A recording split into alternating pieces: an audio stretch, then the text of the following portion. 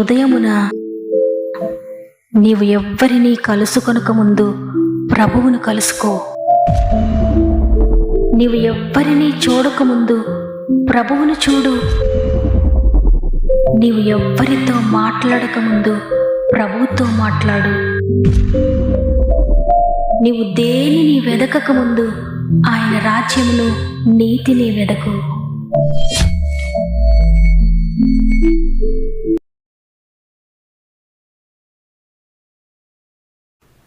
Praise the lord.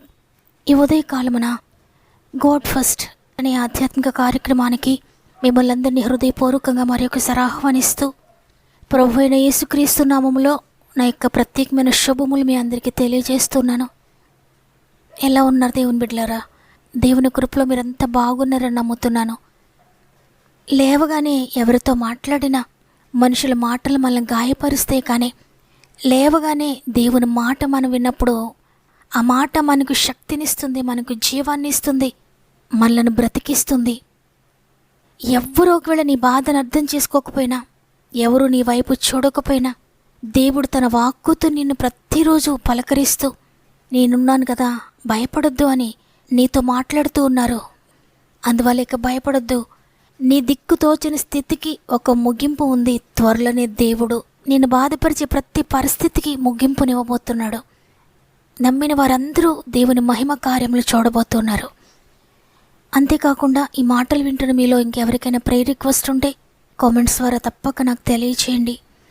మీ అందరి కొరకు మేము ప్రార్థిస్తున్నాం. ప్రతి కామెంట్ మీద యేసు రక్తాన్ని ప్రోక్షిస్తున్నాను. ప్రతి ఒక్కరిని సృష్టికర్త అయిన దేవుని చేతుల్లో పెడుతున్నాను. దేవుని బట్టి ధైర్యం తెచ్చుకోండి. మీ పరిస్థితులు ఎంత భయంకరంగా ఉన్నా భయపడకండి, దిగులు పడకండి. సజీవుడైన దేవుని మనం కలిగి ఉన్నాం. ఆయన జీవము కలిగిన కార్యములు మీ జీవితంలో జరిగించబోతున్నారు. సమస్త మహిమ ఘనత ప్రభావములు దేవునికి చెల్లునుగాక. ఈరోజు ప్రభు మనకు అనుగ్రహిస్తున్న శ్రేష్టమైన వాగ్దానం యెషయా గ్రంథము 60వ అధ్యాయము 21వ వచనము. వారు నేను నాటిన కొమ్మగాను నేను చేసిన పనిగాను ఉండి దేశమును శాశ్వతముగా స్వతంత్రించుకొందురు. ఆమేన్. ఎవరికి అక్కరలేని పాత్రను నేను, ఎవరికి అవసరం లేని జీవితం నాది అని ఒకవేళ నీ జీవితాన్ని గురించి అనుకుంటున్నావేమో.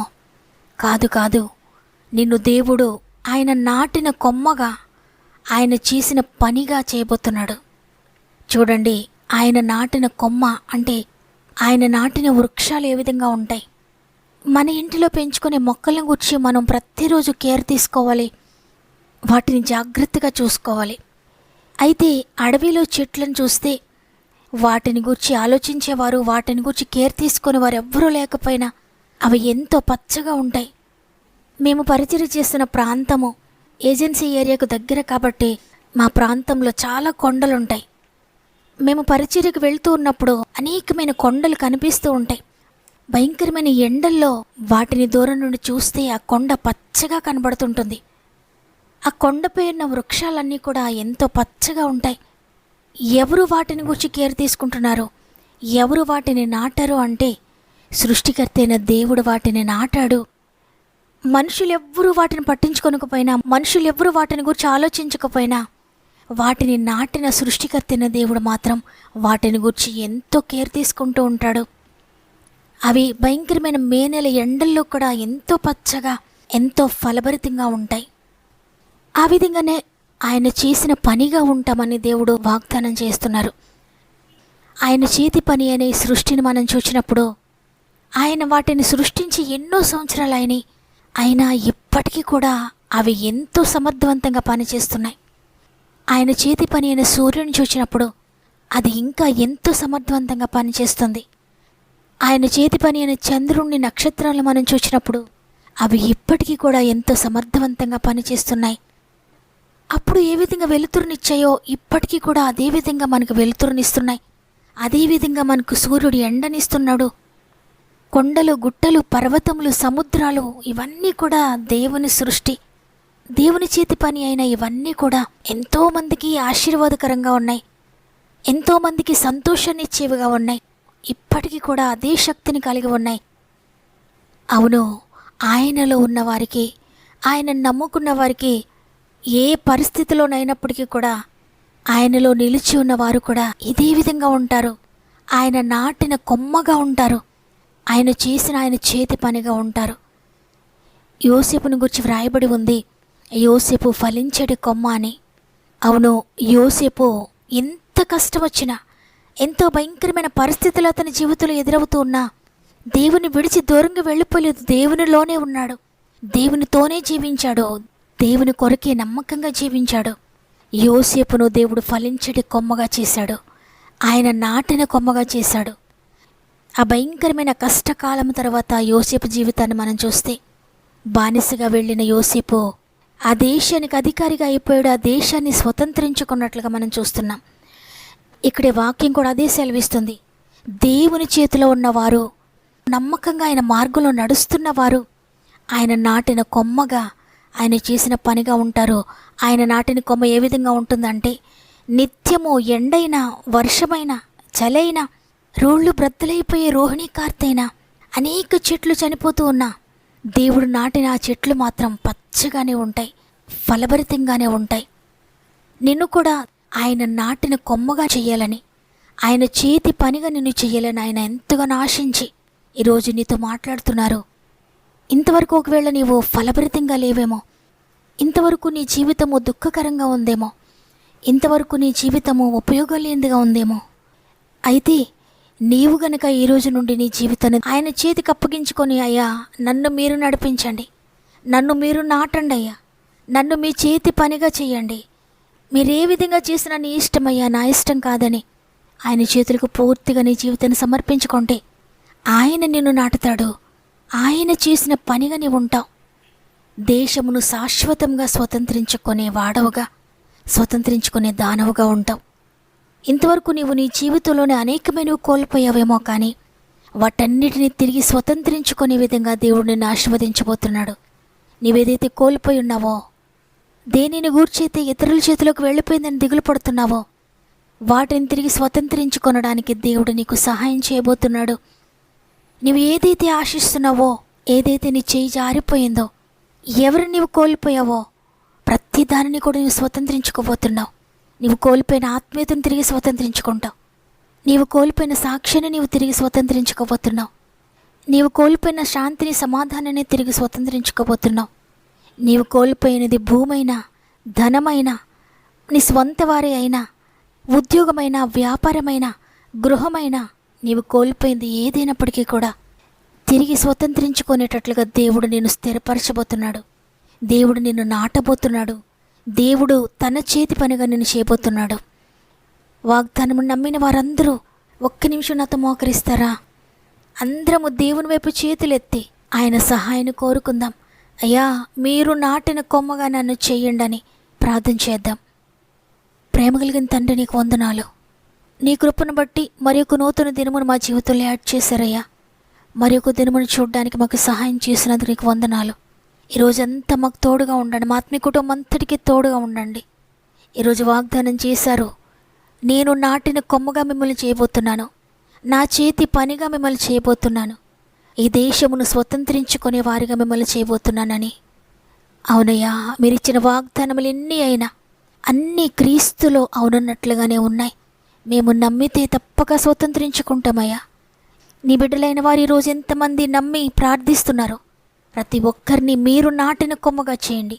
నీవు నాటిన కొమ్మగా ఉన్న యోసేపు ఏ విధంగా ఫలించాడో, ఏ విధంగా దేశమును స్వతంత్రించుకున్నాడో, అదేవిధంగా ఈరోజు నమ్మిన వారందరూ కూడా వారు కోల్పోయిన వాటిని తిరిగి స్వతంత్రించుకునే వారిగా చేయండి. నీవు నాటిన కొమ్మగా శ్రమైనా, కష్టమైనా, నష్టమైనా, ఎంత భయంకరమైన తుఫానులు ఎదురైనా, ఎండైనా నిత్యము పచ్చగా ఫలించేడే కొమ్మగా మీరు చేయబోతున్నందుకు వందనాలు. మీ చేతి పని వలె చేస్తున్న వాగ్దానం చేశారయ్యా. ప్రతి ఒక్కరు కూడా నీ చేతి పని వలె ఉండబోతున్నారని నమ్ముతున్నాను. అనేక మందికి ఆశీర్వాద కారణంగా మీరు చేయబోతున్నందుకు వందనాలు తండ్రి. ప్రత్యేకంగా ఈరోజు అనేక మంది బిడ్డలు వారి ప్రార్థన విన్నపం మాకు తెలియజేస్తున్నారు. ప్రతి ఒక్కరిని జ్ఞాపకం చేసుకున్నాడు తండ్రి. కామెంట్ పెడుతున్న ప్రతి బిడ్డలను కూడా దీవించండి, వారి సమస్యలన్నిటి నుండి విడిపించండి. వారు ఏదైతే ప్రార్థిస్తున్నారో, వేటి కొరకైతే ఎదురు చూస్తున్నారో ప్రతి విషయాన్ని వారి జీవితంలో జరిగించండి అయ్యా. ఆత్మీయంగా ఎదగాలని ఎంతోమంది బిడ్డలు ఎదురు చూస్తున్నారు. భయంకరమైన పాపము నుండి, వ్యసనాల నుండి విడుదల పొందాలని చూస్తున్న ప్రతి బిడ్డను కూడా విడిపించండి. ఆత్మీయంగా ఉన్నత స్థితులను తీసుకువెళ్ళండి అయ్యా. అనారోగ్యంతో ఉన్న బిడ్డలందరినీ నీ చేతిలో పెడుతున్నాను. ఎవరైనా ఐసీయూలో భయంకరమైన మరణకరమైన పరిస్థితిలో ఉంటే ప్రతి ఒక్కరిని కూడా మీరు లేవనెత్తండి. మరణం తప్పించిన ప్రభువైన యెహోవా వశంలో ఉందయ్యా.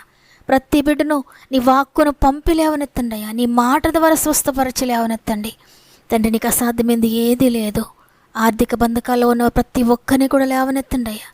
అప్పు బాధల్లో ఉన్న ప్రతి ఒక్కరిని విడిపించండి తండ్రి. ఎవరైనా ధనాన్ని ఇతరుల చేతిలో నష్టపోయి ఉంటే ప్రతి ఒక్కరికి తిరిగి రెస్టోర్ చేయండి తండ్రి. కోర్టు కేసులు అనేక మంది బిడ్డలు ఉన్నారు, జైలు బంధకాల్లో ఉన్నారు తండ్రి. ప్రతి ఒక్కరిని విడిపించండి. నమ్మిన వారందరూ కూడా విడుదల పొందుకోబోతున్నారు నమ్ముతున్నాను. ప్రత్యేకంగా ఎగ్జామ్స్ రాసిన బిడ్డలందరినీ జ్ఞాపకం చేసుకునండి. చక్కటి జ్ఞానము, జ్ఞాపక శక్తి మీరు దయచేయండి. ఎగ్జామ్స్ రాసి రిజల్ట్స్ కొరకు ఎదురు చూసిన బిడ్డలందరికీ చక్కటి రిజల్ట్స్ ఇవ్వండి తండ్రి. ఎవరైనా ఇంటర్వ్యూస్కి వెళ్తూ ఉంటే మీరు తోడుగా ఉండండి. అనేక మంది బిడ్డలు ఉద్యోగాల కొరకు ఎదురు చూస్తున్నారు. నిన్ను ఆశ్రయించిన ప్రతి బిడ్డ జీవితంలో అద్భుతం చేయండి.